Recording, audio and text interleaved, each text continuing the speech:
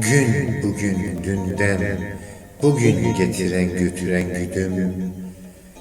Gül gibi soldum gümbür gümbür, bir hayatı güldürdüm. Dünden bugüne ne güller, dikenli beni öldüre, böldüre, ben kendimle döndüm.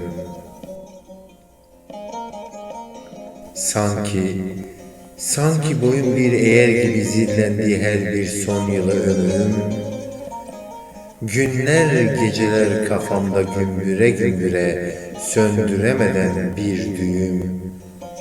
Maruz dönen bir havun dibi gibi, hücrelerde öğütüm kördüğüm. Herkes tatilde bir yüzen gül gibi, gülistani döngü. Ben oturmuş kafadan, dünyada biri gibi farazi öldüm.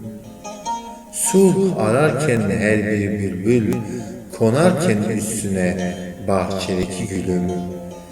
Pencerede konuşmaya tercümesiz dalar, edebisel paslarken.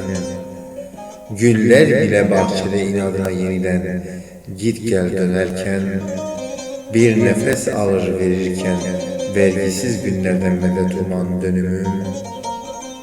Ha erken, ha geç bir erbap bile yokken, zonklu, kafada tıkalı ödüm. Akıp giden zamana isyan, yine de kendimi kandırırken, her bir ötesi günüm, bir akarsu misali, gümbür gümbür süzülürken, her bir arkam ve önüm. Yanarım dizelerimde sünen bir mürekkep gibi her bir bölüm.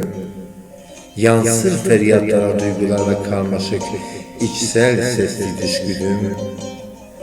Nerede kaldın? Nerede kaldın sevdiğim, ama seni hiç üzmediğim hayatsal gülüm.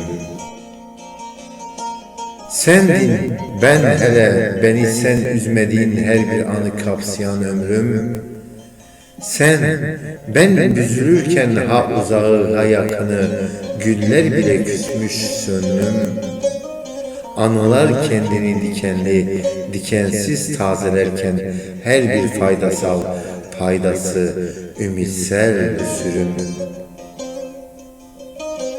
Gel haydi belki erken, benden senden ekelim birer gülü toprağa, beraber sürünüm. Her bir mevsim sevdamızı soluyalım, güller günleriyle, her bir yanı gülücüm. Adın gibi hayat olup, hayata devam edelim. Ömrümün yarı, öncesi sonrası kalan tek gülüm. Güle güle düğümlenelim her bir solmaz anın, yeşeren güllerine, her bir gelip geçen senli sarmaş düğünüm.